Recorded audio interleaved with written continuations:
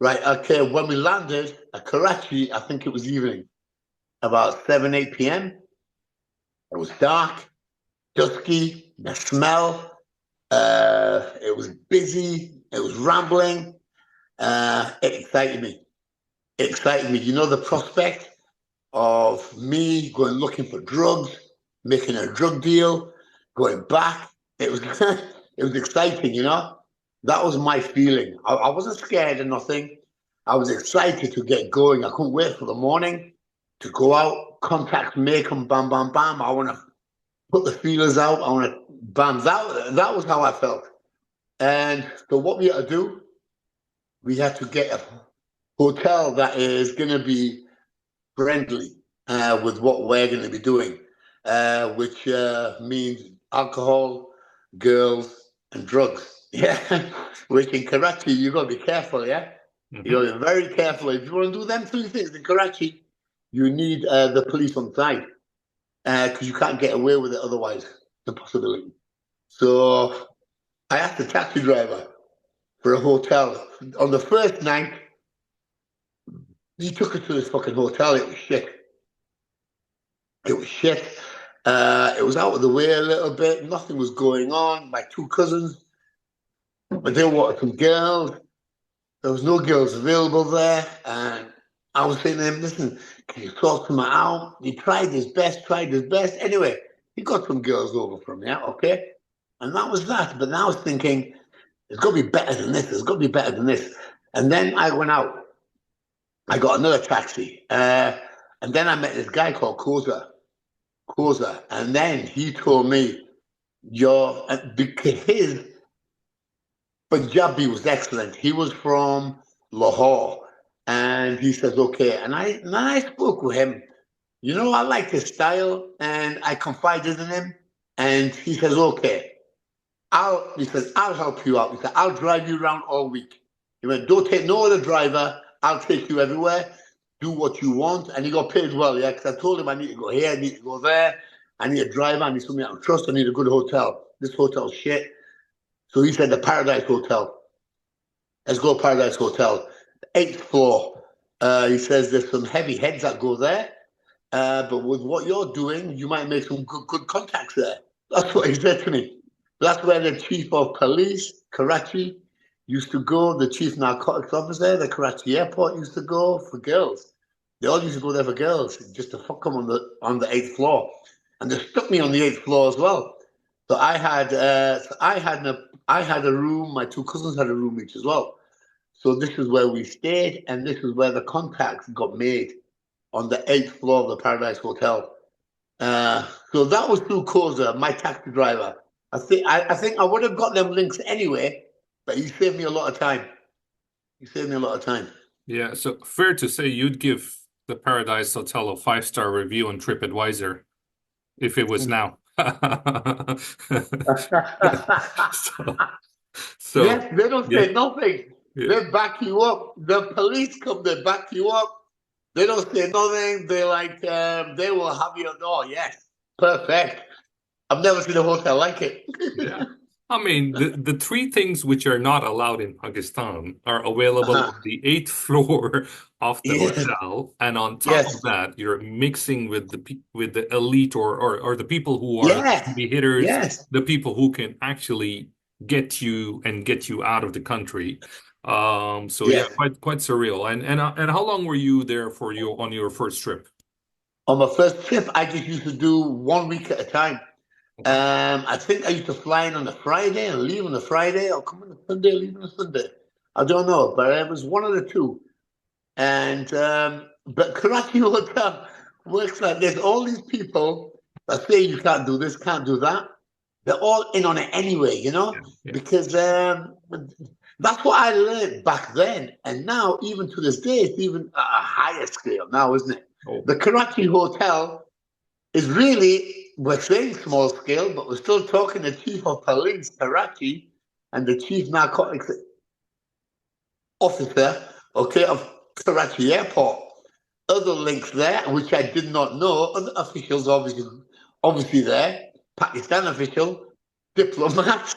Who fucking knows who was going there? I don't know. But that's where it all went down, and that's where everybody left happy. So the 8th floor, that should be where meetings should be held, for the Middle East, maybe. I'm gonna, after the end of the podcast, I'm gonna Google Paradise Hotel Karachi just to see if it still exists, because Okay. you promoted the heck out of them, and next time they owe you a free stay for the free publicity. All right. So you source, and then how quickly did you manage to source the drugs, and obviously you needed a fair amount, right? So to take it, Yeah. did you Right. did you Okay. get it? Okay. In fast flow, yeah. Okay. It took us about 2 days of time wasting. 2 days of time wasting, go to small time chemists, small time people. Well, no. Well, firstly, I went to the factory first, the factory where it makes it. So I thought I'm going to go to the head honcho, where it's made. But he wasn't interested. The organin factory guy, the manager, I had an appointment. It took us 2 hours to drive there. Koza took me there. He did the meeting first, introduced me, sort of thing. I said I do have a pharmaceutical company in England. He wasn't having it. He wouldn't take no bribes neither. I offered to bribe him. He wouldn't take no bribes, which I thought is very strange for Pakistan. Even Koza, my taxi driver, said, didn't even accept a bribe off you. I went, no. So this is when we thought, yeah, okay, these people are linked with other people where they're scared to take a bribe, these people. Right. So then we got talking. And then these other people said, okay, you got to go to Oriental traders. Okay. They only sell to them in bulk. If you want bulk, you got to go to these people only. This took us about 2 days. So anyway, I went to Oriental Traders. They were a heavy outfit. They were just like a small stall in a market, but they had two guys outside with shotguns. Bashir, he was sat there, a counter, talking to somebody else. He said to me, I introduced myself, and he says, okay, sit down, have a seat. He says, what are you looking for? And I told him. He says, what numbers? And he went, okay. And he looked me up and down, yeah. And then he said he wanted to have a look at my passport. He said, I want to look at your passport. I told him my name was Jet Khan, because I gave myself a Muslim name to get myself to the country. But I didn't tell him that, which is just as well, because then he would have known me as a liar. So then I didn't say nothing to him. I showed him my passport. He went, okay. I went, right, okay, fair enough. He gave me back. He went, so your business is what? And I explained to him, this is what I want to do. And he went, right, okay. He says, I'll do that for you. He says, we're the only people here who can do that for you. He said, but we need the money up front. You pay us now, everything will be here for you in the morning. Right. I had to have a deep think about this thing. And right, now, do I pay him? My cousins I spoke to, they said no. They said no. And what is the amount we're talking about? Right, this amount there originally here, what he was asking for, I think it was about £30,000. That's a lot of money back in the day. Yeah, it was about 30 grand. We were due to make off this on about 90, about 30 grand each, split 3 ways. So we went, okay. So we give him the 30, give him that. So what he did with the bag, he just tapped on the shelf at the top of the roof, and a flat opened up, and a kid was there, and he gave the child the bag, and the child ran off, and that was that. And I thought, fucking hell, is that the last I'll see my money? Yeah. And my cousins were just looking at me. Yeah, I went, are you sure you've done the right thing? Bashir said, you come here tomorrow, 11 a.m. It'll be here for you. But I trusted him, yeah, because I had the links. Yeah, people told me the Taliban links. Taliban don't tell you that they are Taliban. Nobody tells you they are who they are, but you know who they are. Yeah, because all fingers point to them. Nobody will speak their mouth. You speak your mouth about in Pakistan, you will get shot anyway. So nobody says who anybody is. The police even, they take bribes. They take bribes off them, or they pay them. They work hand in hand for drugs to exchange, for work to get done. So the police and the Taliban aren't fighting each other, because if they do that, Pakistan's fucked, you know? Yeah, Pakistan's fucked. So Pakistan has they have to work alongside each other to work against everybody else. got it. So that's what they're so which is fair dues, you know? They're just trying to make money because nobody wants to go to Pakistan to make anything there. Their plastic, their steel, their everything is cheaper than anywhere else in the world. But nobody wants to do And business how with was them. the quality of the drugs? Was it like top grade? Was it if I had to convert it to like a steak, would it be an Argentinian steak, prime grade? But the drugs I'm talking about were steroids at first, and then Valium as well. Also, he offered me heroin. It was he said the proof was 85% proof. Hmm. He said if you want that, I could get you that for 1,500 a kilo. 1,500 a kilo. You can bring that back to England and you can bash that for 100. You Wow. know, yeah, easily. That's a serious markup. Yes, it is. Yeah, yeah. But they had them links. You got 1,500 a key. Hmm. So I can get you that for if you want. If you have any other links, Okay. any other people who want to do this game, he trusted me that much, you know, because I met him that many times. He was offering me this, offering me that, containers. We can do work with containers. Let's bring it back on a big level. Um, because there I was free and easy to do what I wanted. The police, the chief narcotics officer at Karachi Airport, all the ports, they were all bought by these people. And these people are who we know, yeah? Okay, nobody fucks with them. You can't fuck with them. They're just because they all get paid. Right. Pakistan is like India, yeah. They don't pay you, man. They pay you a pittance. If you're a police officer, they pay you nothing. That's why the police officers take bribes of people. You know, they're stopping for their friends. Okay, cash in hand, cash in hand. This thing happens every day in India. That's why you see a police officer in India, you just avoid them because they will just stop you and ask you for just anything, you know, just money, because that's what they do. Yeah.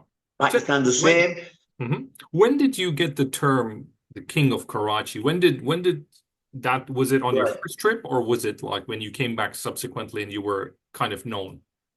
Okay, the term King of Karachi came when I was going there. I've been there about 7, 8 times. Oh, 7, 8 times. I was regular every 6 weeks. I would hit it up. Same airport, same time, same Paradise flight. Hotel, 8th floor. Paradise Hotel, 8th floor. Word had got round, yeah? Word had got round. Koza was the main man. He was my taxi driver. Right. He used to get me every time. And he was loading it up because I used to pay him big time as well. He was getting rich in the process too. Yes, he was, yes. I would give him 2 months' wages in a week Okay. to just drive me around. Hmm. And he gets free drink, free drugs, and free grills. Not a bad deal. Which is not a bad deal, yeah? Okay, so this is why the taxi drivers wanted to go with me and they hated Koza. Anyway, I landed at Karachi Airport, bam, normal time. I normally don't even have to phone Koza because he knows my flights. He's always there. He wasn't there. And I went, eh? And then I asked this guy, I went, Koza, where's he? And he went, he's not here today. He said he's not been here for 2, 3 days. I went, hasn't he? And then he said, I'll take you. I went, no, wait. Yeah. And then I asked around another taxi driver, Koza. He went, no, he's not here. He's not here. I'm around. And then these taxi drivers were, right, I'm taking him, yeah? And so they started an argument. And then they started a fight, a fist fight, taxi drivers saying, I'm taking him or he's taking me. And the initial taxi driver who I spoke to said, do you know who you are? He went, you're the King of Karachi. He said, I've never seen this happen ever in my life.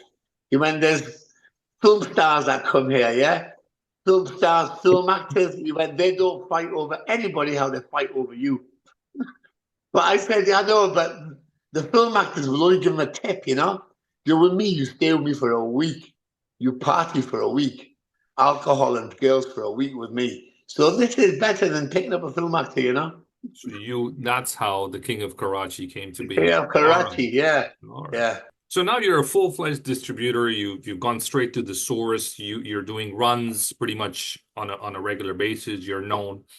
But unbeknownst to you at this time, you're being watched by Interpol. And we Yeah. can slightly fast forward a little bit, but long story short, you've gone from Pakistan back to the UK, but you're going via Spain. And this is where things take a little bit of a turn.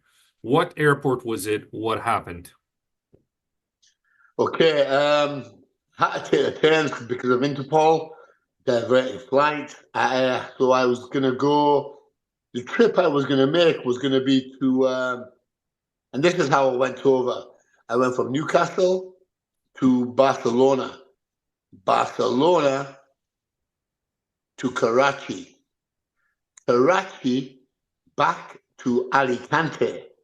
From Alicante, I was going to get the train to France and then Euro tunnel through to England. Mhm. Interpol were on my flight. So I thought, I can't fly no more. I can't fly. I've got to go by train and road. Mhm. So, but anyway, Interpol had tracked the fucking first flight anyway. Okay, from Karachi to Alicante. Karachi to Alicante. Once it got me at Alicante, I just thought they were watching me from England, but I didn't. First, I thought it was just the English police that were on my case. I didn't realize it was Interpol. Really, afterwards, they told me it was Interpol. That's why they're tracking me from Pakistan, because the links I had in Pakistan, they thought I was doing more heavy stuff. You know, they thought I was doing heroin. They thought I was doing a lot because I was going there every 6 weeks, and I was linked up with all the top people there. I don't know what information had gone back to Interpol about me, but they said he's a heavy mover, this one. He needs to be watched. So they got me at Alicante. Got me at Alicante, me, two mules. Me, two mules, fast track case. The cases were coming out. Everybody got the cases apart from us three. That's when I knew the job fucked here. I thought, right, the Guardia, Seville landed, they landed with guns, they're right on the fucking floor, blah, blah, blah. Sandhu, open Ted, up the I cases. want to ask you now, did you feel that, were you having the feeling that you were going to get away with this?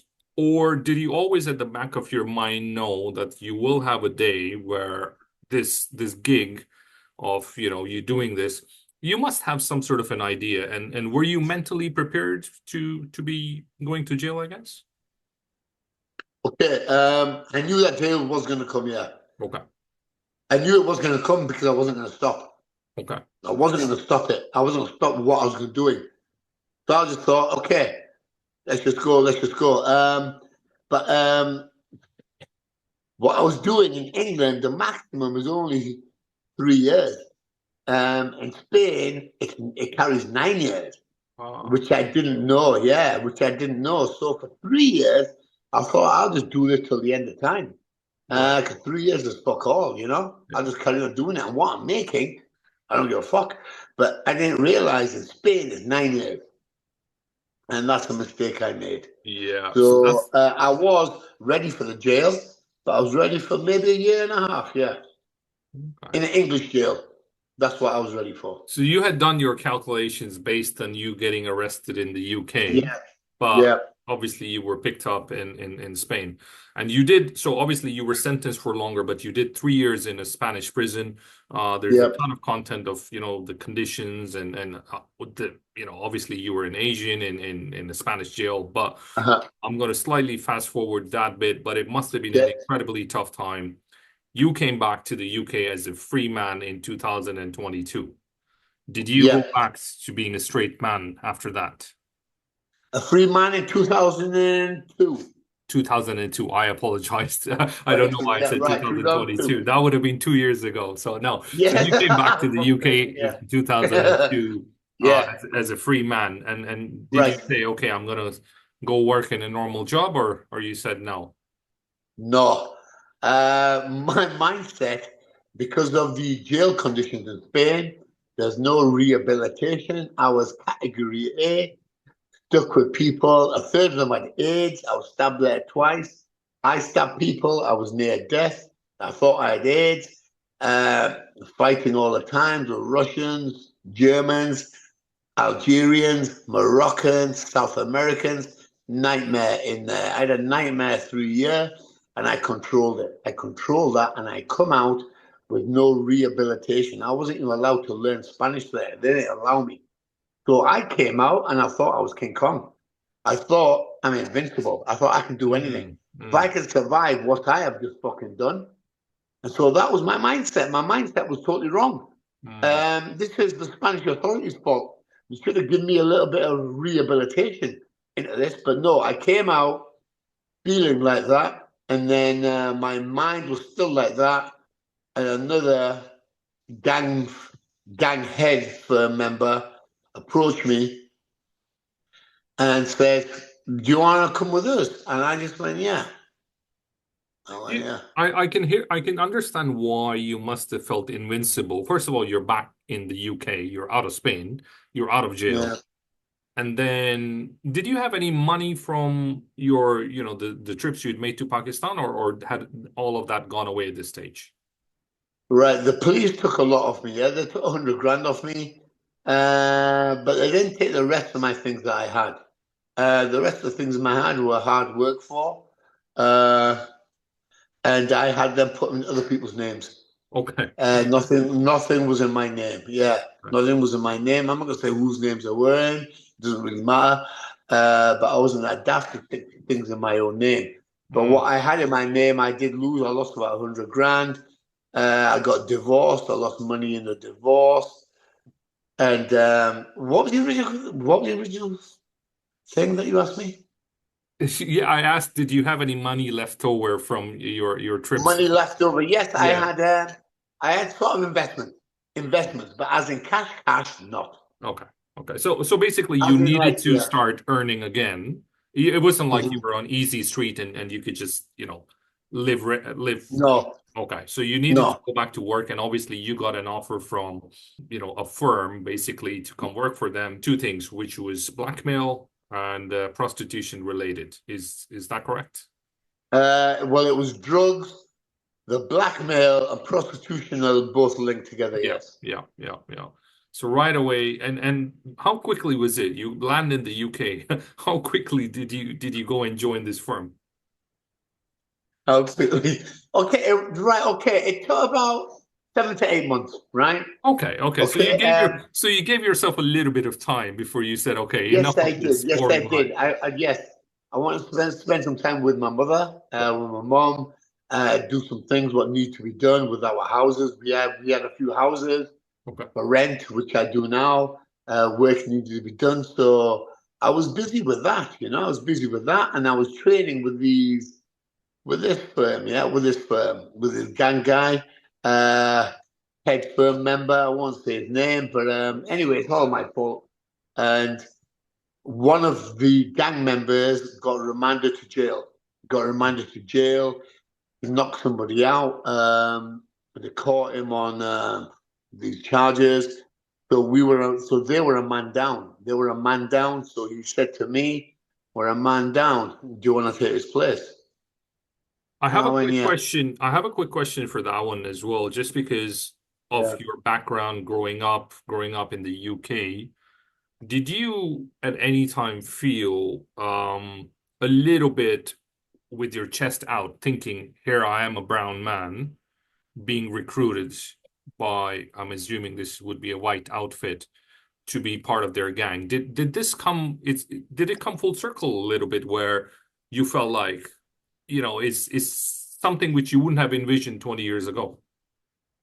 Bang on. Exactly right. What Mm. what you just said there. Yeah. Okay. I don't like to say it myself. Yeah. I No, don't like to I say it mean, myself. I'm just thinking your Yeah. mindset would be. Yeah. un- Yeah. Mhm. Yeah, I don't like to say it myself, but it's just the way it panned out, just the way life happened to me, and it happened to me.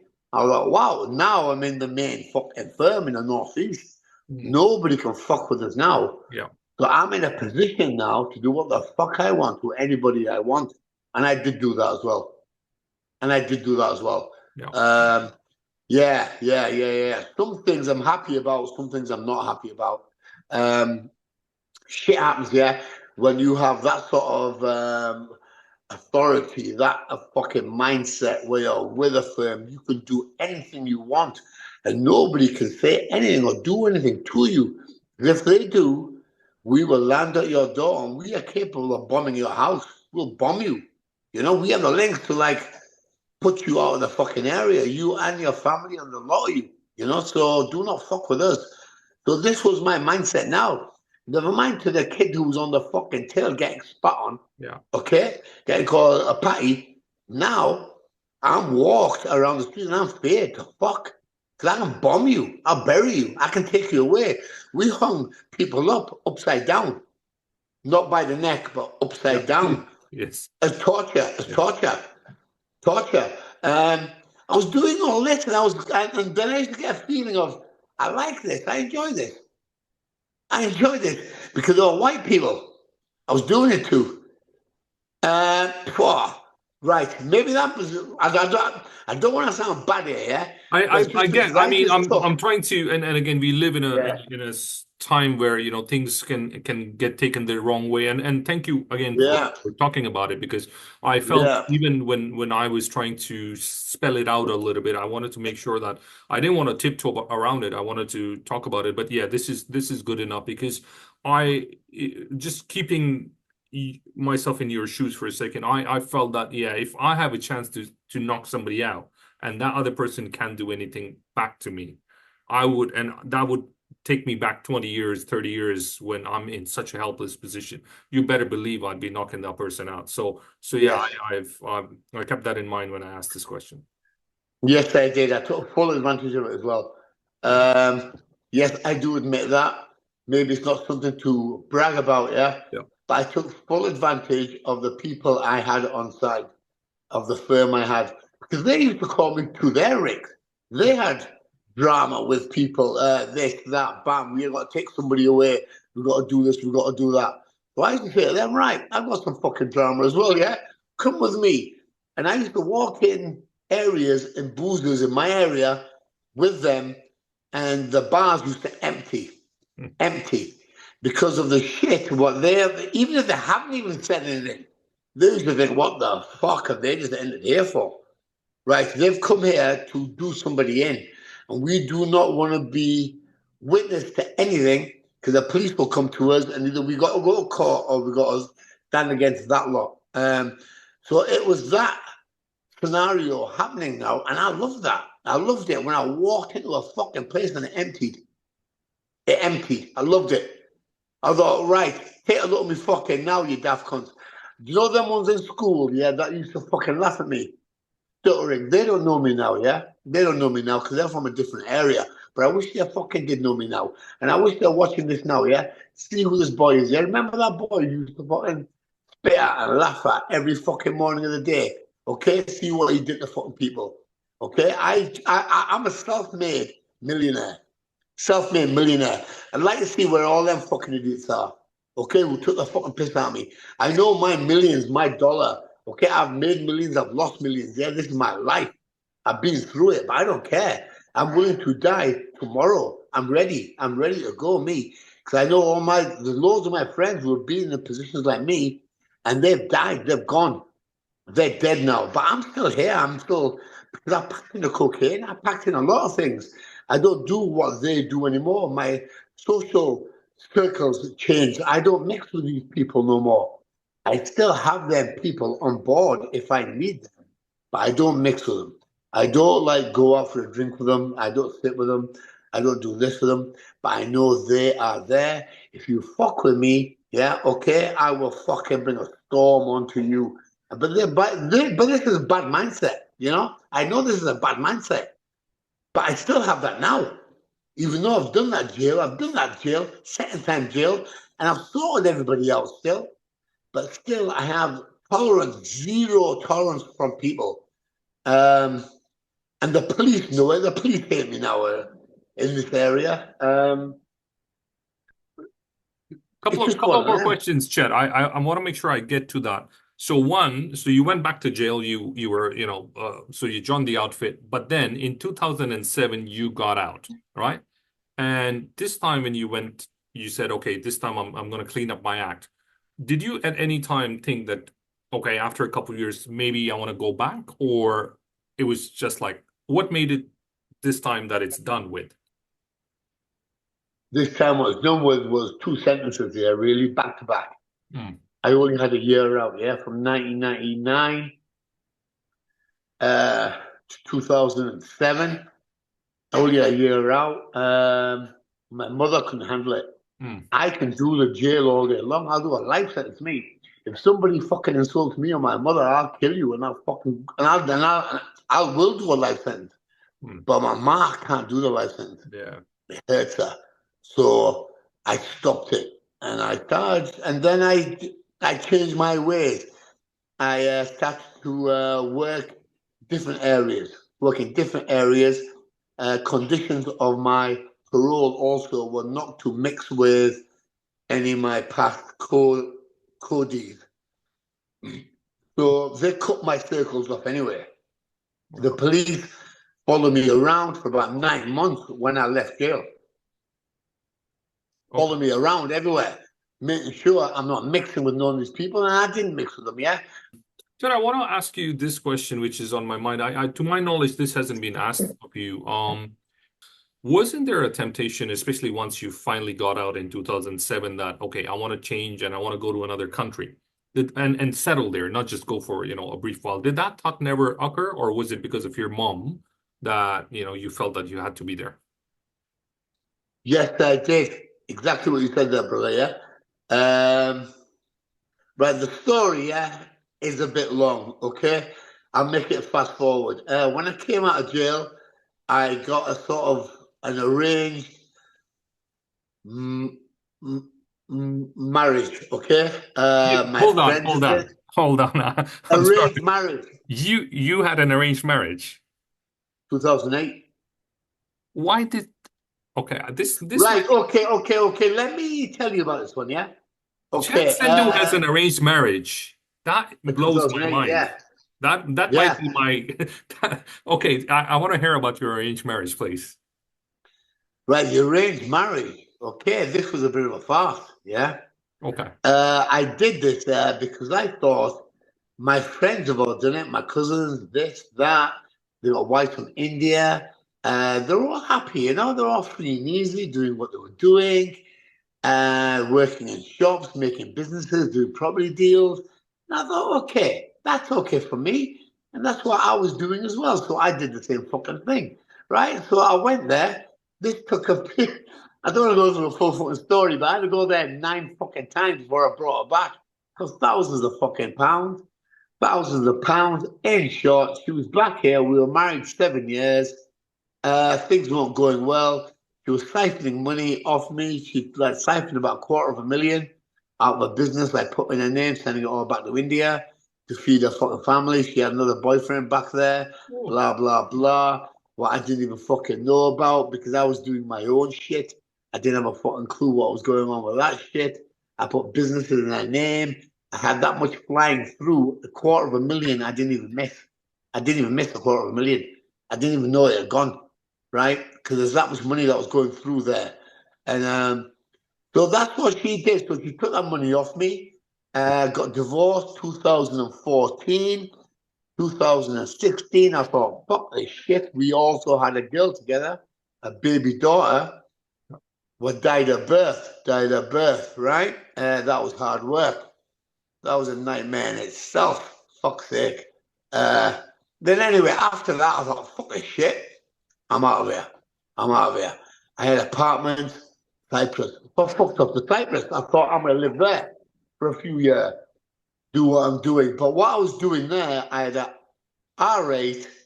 I wasn't working, had apartments there, and people were coming over, friends, party styles, were going out, Napa, doing this, doing that, just on the drink every day. People were saying he's selling drugs. Drug dealers in Cyprus were paranoid. Thinking, what is Chet Sandhu doing in our country? Okay, he's come here for a reason. He's come over here to take over the drug market. So they were just fucking throwing my name into the police again. And then, okay, in short, yeah, this happened for 2 years, yeah, my name getting thrown in. Interpol raided me again. Second Interpol raid, 16 of them. They closed off 4 streets all around my house. And they arrested me in Larnaca town centre. Interpol, police, they made a big issue of it, coming into town, but no guns though, you know? There were no guns. Just to say, are you going to comply and walk with us? I went, yeah, sure. And I was with my girlfriend then at the time. I went, yeah, go on then. He went, we need to search your houses and your cars. I went, right, why? He went, well, we have information that you're doing drugs. You're selling drugs here. I went, right, okay, is that the case? They're right. Anyway, they searched the fucking house. They did what they wanted, took ages, 16 of them. They had cameras. They had to film it. They had to do anything. Interpol are like on the level. It was a totally different fucking search for this. And all they found was a grinder for the weed, right? But no weed inside. It was left there by a friend of mine from last summer. There's no weed in it. They went, we got this. I went, are you kidding me or what, yeah?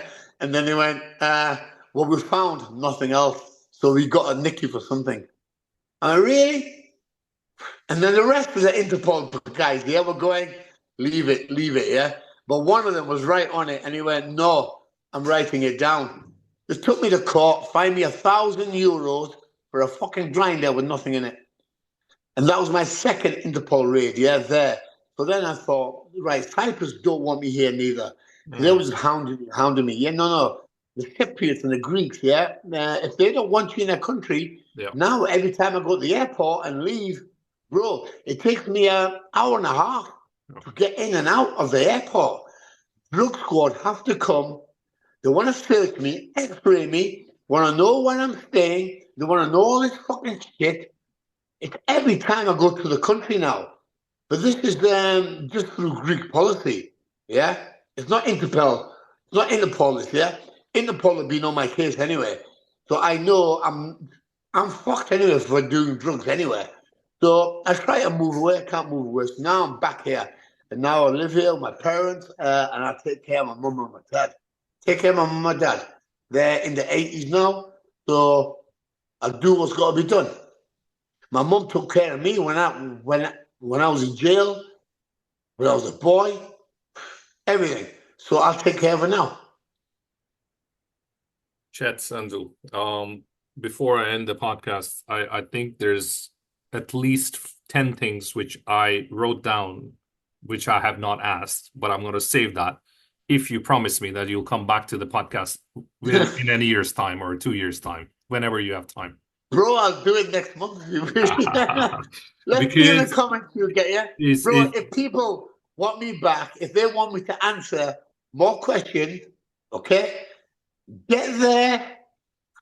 It's comments, yeah? Get comments, yeah? If you want me to answer people, I'll answer them. I've got nothing to hide. I'm no liar. What I've done off my own back. That's who I am. Yeah. I mean, I've done a few interviews. This is by far one of my most enjoyable ones. Yeah, thanks, man. And the reason is you are who you are, unfiltered. It's the raw emotion when you're talking about it. It's not like and you might have talked about it 10 other times, but every time you speak about it, there's a lot of passion which comes through. So greatly appreciate you making time for it. And I know you are doing a couple of things right now. One of them is a CBD. Is there anything you want to talk about which is on your plate right now, or you want to highlight? And obviously we'll description. CBD, the company I have, Alpha. I will send you the links. Yeah. Okay? Yes. So I'm gonna definitely put it down in our link, so anybody who's interested and what I do now. Yeah. What I do now. Okay. I used to sell drugs. Yeah. Okay. I sold the best of the drugs in the world. The Valium, the steroids, grade A. The cocaine I had, 84% proof. Grade A, it come back. The police forensics have said they've never seen cocaine at that high level ever in England. Because I only deal with the best of the best. My CBD is the same. Okay, it's not what you buy off Holland and Barrett or for all these other companies. No, mine is full spectrum and it's a real deal. It's the healer. Alpha CBD, my book I've wrote as well, my second book, Self-Made, Youth Paid. That's my life story from 2000, no, from when I was 3 years old.